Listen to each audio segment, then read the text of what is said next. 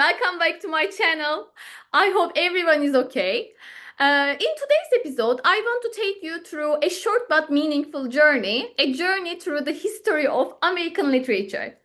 Not a purely textbook way, but in a way that helps us feel how literature grows alongside history, society, and human experience. Let's start with the early period, colonization and revolution. When we think about early American literature, we are really thinking about survival, belief, and identity. The first permanent English settlement in Jamestown in the early 17th century marks not only a historical beginning, but also a cultural one. The dominant influence of this period is Puritanism. Puritan writers valued hard work, discipline, piety, and simplicity, and we see this reflected in their writings, like diaries, sermons, journals, letters, very personal, very direct forms of writing. Literature at this time was not about aesthetic pleasure, but about moral reflection and spiritual purpose. One of the most important early figures is Benjamin Franklin. His autobiography is not just a life story, it's a narrative of self making, a movement from poverty to success. And in Poor Richard's Almanac, we see these short, memorable sayings that still echo today. Ideas about time, discipline, and productivity. Then we move into the period of Romanticism in the 19th century. This is where American literature truly begins to find its own voice. Romanticism emphasizes emotion, imagination, individuality, and a deep connection to nature.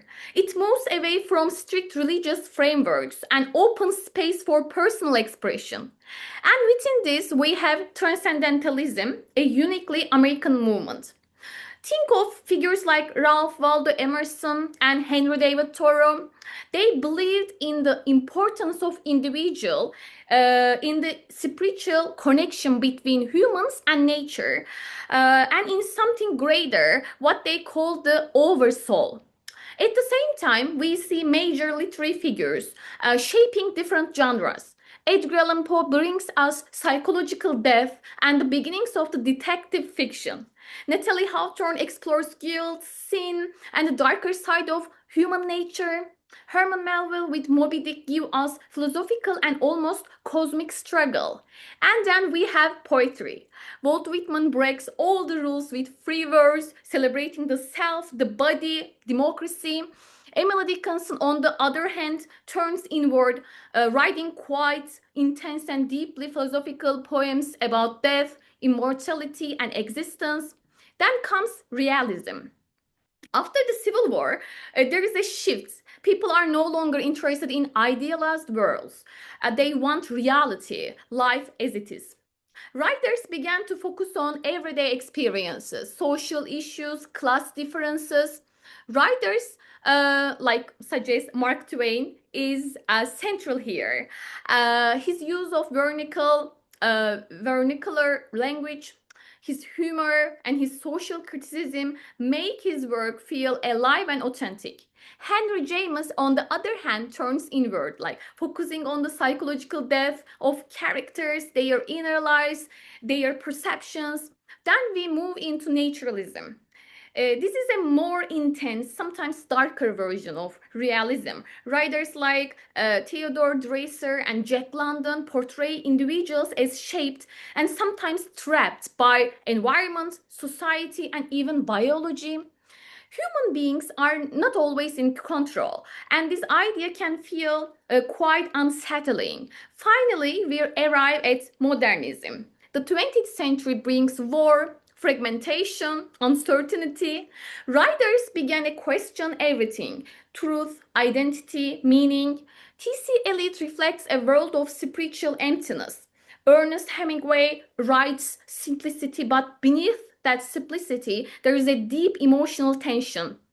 Fitzgerald captures the illusion and fragility of the American dream. William Faulkner experiments with time, memory, and perspective.